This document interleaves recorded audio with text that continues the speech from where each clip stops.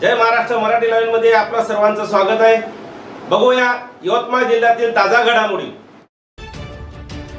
सातारा इथं महाजन आक्रोश सभा संपन्न। उमरखेड तालुक्यातील सातारा इथं सहस्त्रकुंड जलविद्युत प्रकल्प धोरणाची शेतकऱ्यांची महाजन आक्रोश सभा आज दिनांक 14 सप्टेंबर 2025 रोजी दुपारी 12 वाजता सभेचं आयोजन केले होते। या सभेचे अध्यक्ष बापूराव माने सर हे होते, तर प्रमुख मार्गदर्शक अध्यक्ष नीम पैनगंगा धरण विरोधी संघर्ष समिती विदर्भ मराठवाडा प्रल्हाद पाटील जगताप, तसेच प्रसिद्धी प्रमुख व संघटक सचिव नीम पैनगंगा धरण विरोधी संघर्ष समिती तथा माजी उपाध्यक्ष जिल्हा परिषद यवतमाळ, तसेच विजय पाटील राऊत माजी सभापती पंचायत समिती आर्णी प्रामुख्याने उपस्थित होते। सातबारा वाचवा आपले भविष्य उज्ज्वल करण्यासाठी सहस्त्रकुंड जलविद्युत प्रकल्पाला शासनानं नुकतीच मान्यता दिली असून या प्रकल्पाच्या बाबतीत भविष्यात निर्माण होणाऱ्या गंभीर प्रश्नांबाबतीत आपण सर्वांशी खुली चर्चा व्हावी, आपल्या विचारांचे आदान प्रदान व्हावे म्हणून विदर्भ व मराठवाडा संयुक्त 14 सप्टेंबर 2025 रोजी सकाळी 12 वाजता श्री शिवाजी विद्यालयाच्या प्रांगणात महाजन आक्रोश सभेचे आयोजन करण्यात आले होते। या सभेला गट, तट, पक्ष, जात पात, आपसी हेवे दावे व राजकारण बाजूला सारून या महाजन आक्रोश सभेला हजारो शेतकरी बांधव कार्यक्रमाला उपस्थित होते। जान देंगे जमीन नहीं देंगे असे नारे देत शासनाच्या विरोधात जोरदार घोषणाबाजी करण्यात आली। तेव्हा शेतकरी बांधव मोठा आक्रमक पाहायला मिळत होता।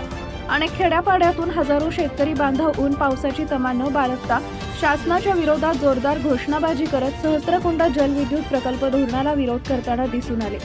या कार्यक्रमामध्ये प्रामुख्याने महिला भगिनींची मोठ्या प्रमाणात उपस्थिती होती, तसेच आबालवृद्ध तरुण तरुणाई तसेच हजारो शेतकरी बांधव या कार्यक्रमात सहभागी झाले होते। या कार्यक्रमाचं सूत्रसंचालन श्रीधर देवसरकर यांनी केले, प्रास्ताविक राजेश माने यांनी केले, तर आभार प्रदर्शन बंटी माने यांनी केले। जवळपास 100% ओलिताची जमीन बुडवून हा प्रकल्प करणं म्हणजे योग्य नाही आहे। त्याचं कारण असं आहे, कुठलाही प्रकल्प करत असताना कास्ट बेनिफिट रेशो एक असते। प्रकल्पाच्या लागणारी लागत आधी त्याच्यातून होणारं उत्पन्न, या प्रकल्पामध्ये जी जमीन चालली आहे ती अतिशय मोलाची आहे आणि हा प्रकल्प कुठल्याही निकषावर बसत नसल्यामुळे हे प्रकल्प शासनानं निश्चित बंद केला पाहिजे, त्याला गुंडाळलं पाहिजे अशी संबंध या जलविद्युत प्रकल्पाची जनतेची मागणी आहे। आपण आज सर्वानुमते लोकांनी असं ठरवलं, सहस्त्रकुंड जलविद्युत प्रकल्पाचे जे कोणी समर्थक असेल त्यांना प्रत्येक गावात याला बंदीचं बोर्ड लोक लावणार आहे आणि ही पहिला टप्पा आहे। यानंतर जर जलविद्युत प्रकल्पाचं समर्थन करणारे लोक याही नंतर वाढले तर त्यांना घेराव करू, त्यांच्या घरापुढे जाऊन आंदोलन करू। जोपर्यंत हा प्रकल्प रद्द होत नाही तोपर्यंत इथं शेतकरी वर्ग आता थांबणार नाही, हे ठाम यांनी निश्चय केलेला आहे।